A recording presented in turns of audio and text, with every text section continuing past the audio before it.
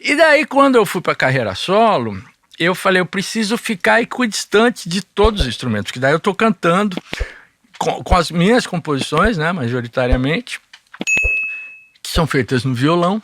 Eu não compus nada no contrabaixo. No contrabaixo eu fiz Jesus Não Tem Dentes e Diversão. São as duas músicas feitas a partir de linha de baixo. Ao longo da vida, assim, esse processo de composição tem algo que seja recorrente? A letra vem antes e depois você vai encaixando? Quando eu componho com o Samuel, são feitas, sei lá, 30 que a gente fez, 28 foram feitas escritas em cima da melodia. 2 foram feitas a partir de letras, eu mandei a letra e ele escreveu. No meu caso, pouquíssimas músicas foram feitas com letras previamente escritas ou a partir de ideia de letras que foram viradas canção. Eu faço tudo junto. Meu processo é violão, papel e caneta. E ponto. E daí eu vou escrevendo, uma coisa puxa a outra, claro, às vezes tem uma ideia, uma anotação, às vezes não tem nada, às vezes tem só a necessidade, né, uma demanda para compor, às vezes tem o desejo de compor. Eu gosto muito de escrever letra para outras, sobre melodias de outros artistas. Eu fiz, na pandemia, tem um disco feito com Marcos Valle, né? A gente tem 10 músicas. Que maravilha. Até então, 10, e depois fizemos mais 2. Uma agora pro disco da Wanda Sá. E aí ele me mandava as melodias, né? Começou assim, ele mandou uma, o Marcos Preto fez a ponte. Na pandemia ali, à toa, né? Não tinha tempo de sobra. Tava em Jaú, angustiado pra caralho, sem inspiração para compor, e chegou uma melodia do Marcos Valle, e eu maravilhoso. Escrevi rapidamente. Mandei o Marcos, gostou, falei, manda mais. E ele foi mandando. E era engraçado, né? Porque o Marcos Valle é aquele super músico, aquele compositor com toda essa formação clássica, né, quase erudita, de pianista. E ele mandava as melodias, o que? Tocadas no piano? Cara, ele mandava primeiro no piano, daí às vezes era difícil distinguir o que era a melodia do próprio arranjo, da própria armação dos acordes. Eu falava, velho, solfeja aí, porra, eu preciso saber, porque eu tenho uma tendência a escrever mais, certo? E se eu não ouço direito com precisão a melodia... E daí a gente foi aprendendo, ele me conhecendo, a minha forma da minha escrita. Eu gosto de escrever em cima, quando letra precisa. Mas, por outro lado, como eu escrevo mais do que cabe nas minhas próprias composições... Você arrumou um jeito de fazer caber palavras. Eu faço, eu tenho essa coisa rítmica, essa sincopada, não sei o que lá tem, naturalmente. Tanto que muitas vezes eu mando devolvo pro autor... E o cara não consegue, se embanana, não gosta, porque acha que não cabe. Eu falei, olha, se você fizer desse jeito, cabe, né? E tive alguns problemas que resultaram em indisposição, porque eu falei, velho, mas esse verso é lindo, se você fizer assim, cabe, não muda totalmente. Né? Mas, enfim... No caso do Marcos Valle, a gente se entendeu, ele entendeu, e eu, claro, prefiro escrever exatamente, respeitar. Mas, por outro lado, como eu acho que parceria é justamente essa troca, né? Sim. Você tem que estar aberto ao outro e o outro aberto ao um. E fizemos, e daí, eu também gosto, eu gosto de aprender a tocar a música que eu estou escrevendo letra. No caso do Marcos, eu falei, velho, não tem... É mais difícil, né? Porra, manda... Aliás, eu nem rolei a nossa ampulheta. Manda pra mim um videozinho tocando violão. Eu não toco piano, não sei nada. Daí ele mandava, eu tenho tudo isso no celular. Daí eu tirava, e era incrível, saca? E daí começava uma outra coisa, porque... Mesmo tocando os acordes da forma como ele mandou, a minha maneira de tocar era distinta e acabava se ajustando daí a minha maneira de cantar sobre a letra que eu escrevi. Então isso E ele curtia a troca? Primeiro que ele é um gentleman, né? Ele é um cara... Eu conheço desde criança. Porra. Ele conheceu a Moniquinha, a primeira esposa dele, na casa do meu pai. Que demais. A gente se conhece. Cara, olha, eu não sei um ser humano maravilhoso. Se eu conheci uma pessoa mais gentil do que ele, assim. Então foi muito fácil, porque ele era muito aberto, ele é muito musical e ele percebia aquilo que eu estava fazendo, que eu sou músico, né? Não sou só um letrista. Então tem uma coisa que a nossa conversa passava por essa... A composição, né, quando ela não é instrumental, a função da letra, ela não é um adorno. Ela tem que se conectar com a melodia, que é música, por algumas razões, né? Ajustes rítmicos, o sentido dramático, emocional que a melodia sugere, né?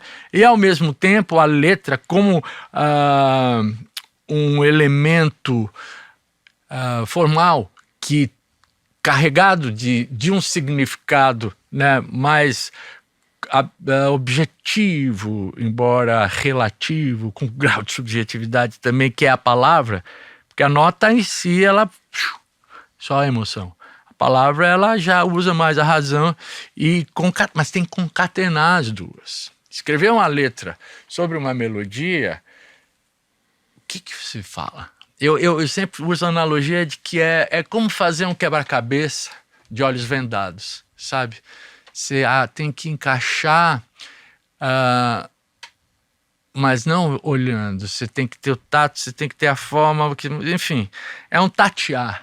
E quando a melodia vem de outro, ainda tem uma expectativa do outro sobre o que vem.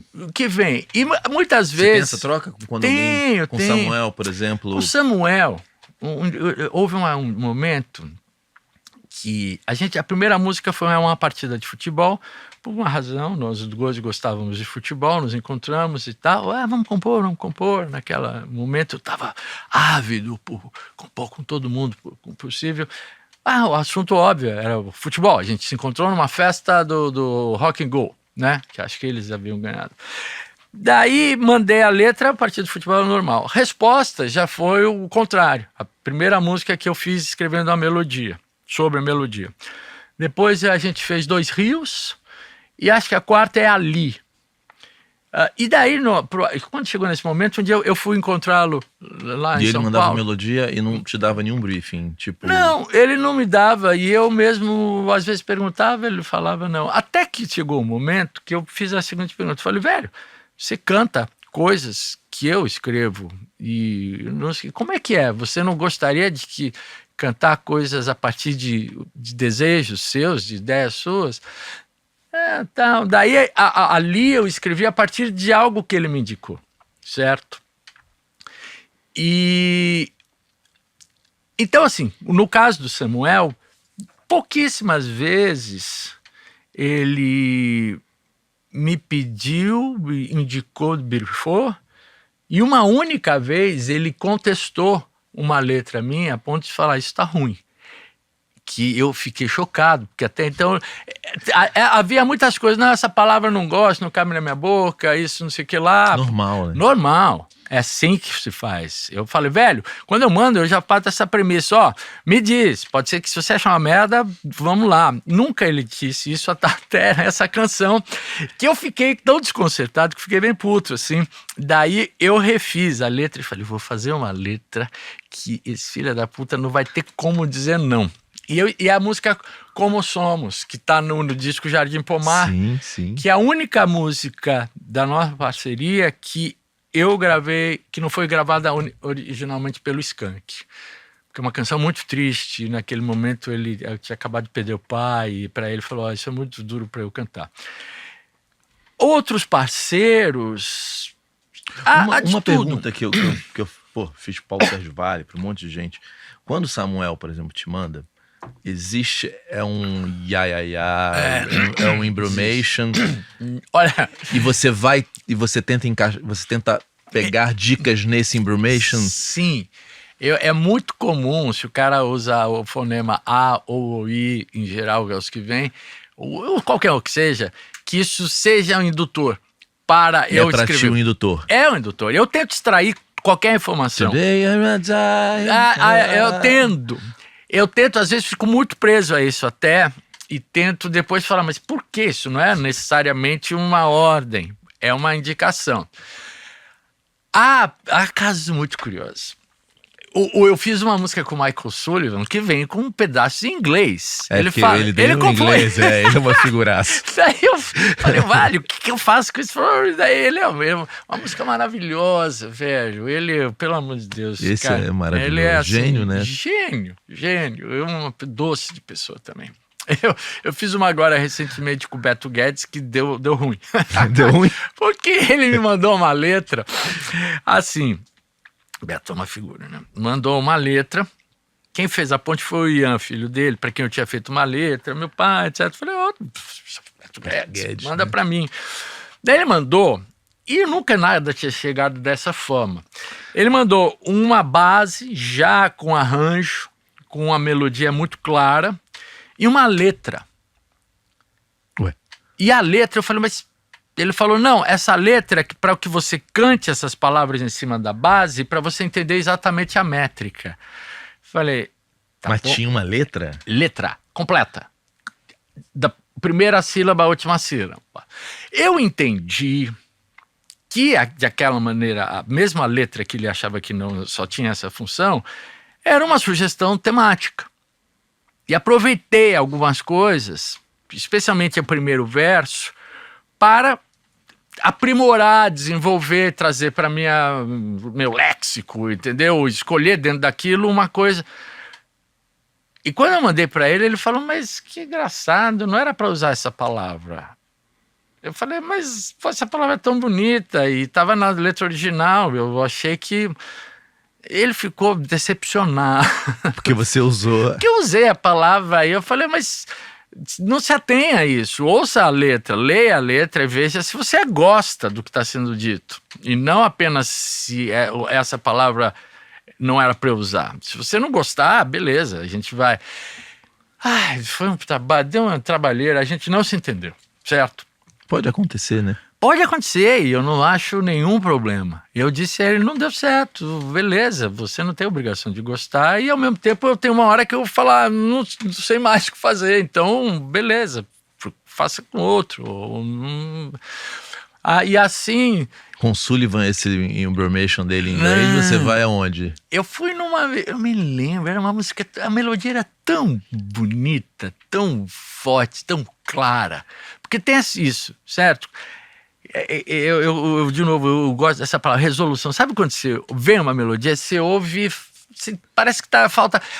Alaide, a primeira música que a gente tem, o Tristonho, que é no primeiro disco dela, quando chegou a melodia, eu escrevi a letra em 15 minutos, porque estava tudo lá, era só uma questão de... Quase que para a psicologia, de traduzir. Era uma tradução. E era a melodia sem nenhuma dica? A melodia feita sem instrumentação. A Alaide compõe de cabeça, ela não toca violão. Uau. Então era assim, uma melodia de uma cantora para que está pronto para cantar, sabe? Porque a Alaide gosta, né? E ao mesmo tempo, sabe quando você vê desenho animado? Ou a propaganda, eu vi recentemente uma propaganda do Cobertores Paraíba, no Instagram, né, essa loucura. Daí a locução do cara, isso provavelmente em 1969, começo dos anos 70, tem uma entonação que não se fala, ninguém fala daquele jeito mais hoje em dia, certo? A Alaide, a melodia dela é uma melodia tão clássica. É de outro tempo. É de outro tempo. Então eu tenho 61 anos, eu ouvi muito aquilo, tá em algum lugar da minha mente, né, da minha própria formação. Então era assim, eu sabia, parecia que era... Pronta. Parecia que era um quebra-cabeça, era só ajustar para encontrar a palavra, essa e tal. Mandei ela na hora, acertou, fiz uma correção numa sílaba, numa terminação, uma pequena inversão. Então, assim, as melodias têm personalidade. Não é é curioso, pode ser qualquer coisa, mas ao mesmo tempo cabe ao quem escrever extrair elementos ali, identificar elementos, obviamente a sua maneira, não é uma coisa objetiva, tá lá, qualquer um faria. Se pegar essa mesma melodia e passar por outro letrista, vai escrever outra coisa, não é, quer dizer, mas pode escrever sobre uma mesma emoção de forma diferente. Música, melodia é emoção. Cara, eu ouvia quando criança, música brasileira e música em outras línguas, inglesa, tinha um monte de disquinho compacto de música italiana, música francesa, que eu amava, sem entender uma palavra do que eles estavam dizendo. E inglês, quando mais para frente, até hoje eu não falo muito bem inglês, mas o suficiente para entender, com a ajuda do dicionário eu posso pegar uma letra e entender, salvo o Bob Dylan, pelo menos. E muitas das músicas que eu cantava sem saber o que eu estava cantando e sentia, estavam ali. Era basicamente aquilo. Você sacou mais ou menos o que era. Porque a música, ela não é... Ela tá ali. A música é uma somatória. E uma boa canção, a própria é um ajuste da melodia com a letra, onde as coisas dizem uma coisa só, né? Então, é curioso isso. Eu acho que como compositor, quando eu recebo uma melodia, eu, numa maneira, digamos, sensorial, eu tento extrair, pelo menos da emoção que ela me desperta. É uma aproximação. Escrever, para mim, compor, só se dá. Por isso que eu escrevo tanto na primeira pessoa do singular. Porque eu só consigo formalizar a partir da minha experiência emocional. Certo? Eu não sou bom de inventar historinha, eu não gosto. Tudo que eu escrevo, é uma forma de expressão de uma indagação, uma tentativa de ordenar e organizar o caos que cada um de nós é e vive, né? E basicamente isso no ponto de vista, qual é o sentido, por que eu me tornei compositor, o que a música, qual é o sentido que há na música para mim. E ela é de organizar, de tentar compreender, ou mesmo de dar ordem para aquilo que é incompreensível, para que aquilo fique minimamente convivível, certo? Dentro do ponto de vista da emoção. Então, eu não consigo conceber... eu tenho uma dificuldade muito grande com música de humor, certo? É engraçado. E não é preconceito, e nem estou dizendo que é pior ou melhor. Eu não faço isso com nada. Mas a música é engraçadinha. Música, eu tinha uma dificuldade louca com o Premier, sabe? E curiosamente eu tinha maior simpatia pelos Mamonas. Eu amava Mamonas Assassinas, tanto que eu gravei Pelados em Santos. Com o Premier eu tinha uma certa dificuldade. Raimundo tinha essa coisa também. Né? Que também tenho, embora tenha gravado no disco deles. Lançaram Raimundo. Lançamos, e eu gravei Puteiro em João Pessoa e Selinho, eu toco violão. Ah, é? Sou eu com o violão de abertura das duas, violão de 12.